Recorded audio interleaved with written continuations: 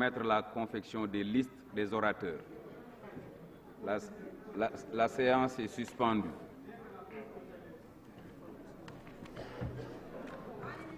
Donc je m'appelle Ibrahima Diop, donc je suis un député de la diaspora, particulièrement un député issu de la zone Europe, donc Europe du Nord, de l'Ouest et du Centre. Le budget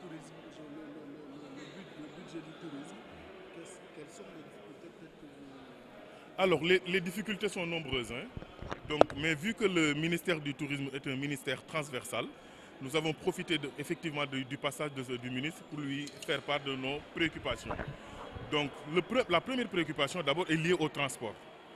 Air Sénégal International, qui est une compagnie internationale, nous coûte très cher. Quand je dis que nous coûte très cher, c'est qu'aucun Sénégalais ne peut se déplacer pendant l'été sans pour autant dépenser individuellement 1 000 euros ou 1 200 euros. Si tu as une famille qui veut passer des vacances sereines au Sénégal, de très belles vacances, effectivement, comme tout le monde le souhaite, effectivement, je pense que c'est impossible. C'est la raison pour laquelle nous avions en commission interpellé le ministre des Transports aériens sur la cherté des billets d'avion, mais nous l'avons réitéré aujourd'hui avec le ministre du Tourisme pour lui dire effectivement, il faudrait un comité interministériel pour qu'on puisse discuter de la cherté des billets d'avion. Donc je pense que le ministre va nous écouter. S'il ne le fait pas aussi, on continuera en tant que député de la diaspora à plaider pour une remise, en tout cas une diminution drastique de la cherté des billets d'avion. L'autre fait, c'est qu'il faut aussi que l'État sénégalais puisse prendre la diaspora comme une partie intégrante de la politique touristique. Nous ne sommes pas seulement des Sénégalais, mais nous sommes des Sénégalais qui viennent en vacances, effectivement. On peut participer à renflouer les caisses de l'État en faisant ce qu'on appelle, nous, dans la diaspora, le tourisme intégré. Le tourisme intégré, c'est quoi? C'est qu'on puisse permettre à tout Sénégalais qui le souhaite de venir massivement ou de venir avec sa famille. Mais quand nous venons en vacances au Sénégal, nous dépensons de l'argent comme les touristes classiques le font. C'est la raison pour laquelle nous appelons le gouvernement à de larges concertations. Franchement, c'est un sujet qui nous préoccupe. La cherté des billets, quand nous venons ici, il y a beaucoup de tracasseries. Parce que les gens pensent effectivement que le Sénégalais qui vit en France, en Allemagne, en Angleterre, n'a aucun droit au Sénégal. Alors que c'est fondamentalement faux. Les tracasseries, parce que hier par exemple, pas plus qu'hier, moi j'étais en train de régler des problèmes. Parce qu'il y a des Sénégalais qui sont venus de la Belgique, qui étaient en vacances, mais pour conduire, franchement, ils ont rencontré d'énormes problèmes. Alors qu'avec le permis belge ou le permis européen, on peut conduire pendant 3 mois. Ça aussi, peut-être la police, il y a certains policiers qui ne le savent pas. Je pense que l'État doit remettre en cause, franchement, certaines pratiques en permettant à la diaspora de venir sereinement et tranquillement passer de bonnes vacances dans notre pays. Nous ne sommes pas des Français, nous ne sommes pas des Belges, nous ne sommes pas des Anglais, nous sommes des Sénégalais. Effectivement, nous travaillons là-bas, mais nous représentons dignement notre pays là-bas et nous participons aussi à l'économie de ce pays-là.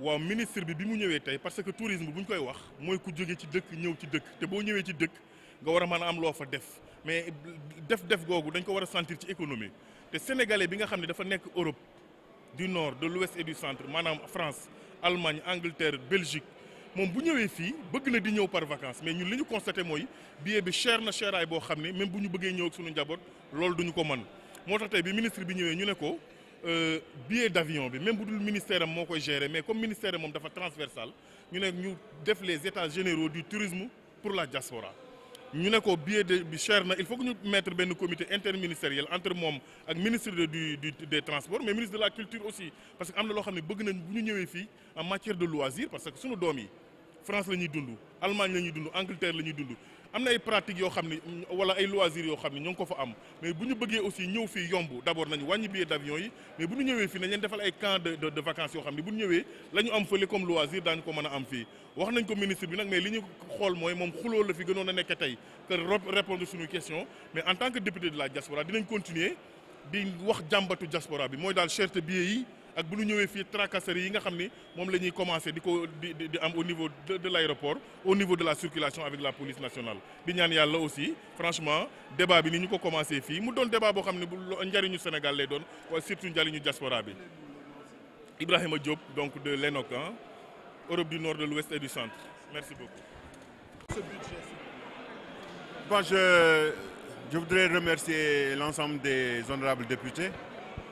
Je pense que le débat a été fructueux et on rend grâce à Dieu de nous donner les moyens de travailler pour notre pays et à la réalisation des politiques du président de la République, notamment sa vision dans le tourisme. Je pense que tout s'est très bien passé. Donc il n'y a pas eu d'incident, tout est passé, même s'il y a eu des contradictions, mais le débat quand même était fructueux. Des points ont été soulevés relativement à la transversalité de votre ministère, Oui. et qui va exiger une collaboration avec d'autres ministères et que ça risque peut-être d'impacter sur les résultats. Qu'est-ce que cela vous fait ou qu'est-ce que vous avez comme impression par rapport à... Non, en fait, c'est ce qui relève ce qui relève ces genres de questions, n'ont pas compris qu'un gouvernement, lorsque le gouvernement prépare un budget, c'est en collégialité. Mais en quoi est-ce que je vais collaborer avec le ministre des Transports si on sait que la route Mbour-Fatick-Kaolack qu'il va faire va désenclaver complètement le Sine Saloum et Kaolack.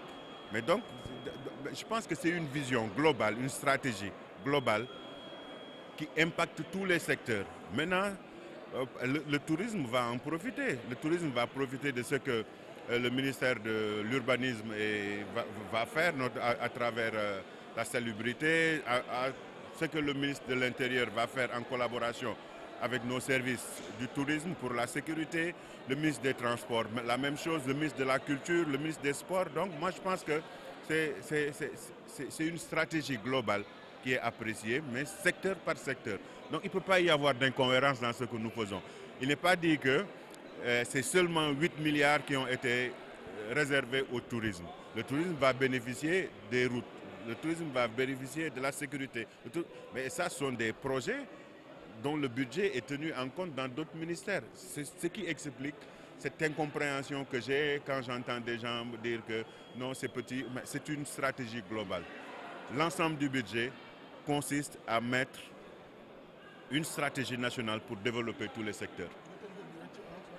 waaw sant yàlla tey sant député yi tamit ak suñu xarit yi ñu fi fekk ci kóolute gi ñu voté budget bi rafetlu tamit waxtaan bi donte yenn saa ay incompréhension mën na am mais ñun suñu devoir mooy ñu leeral wax alalu askan bi fan lay dugg parce que ñoom tamit yoon may na leen pour ñu laaj ñun tamit ñu war a tontu mais ñu ngi sant yàlla bu baax ci bi yëf yi sottee.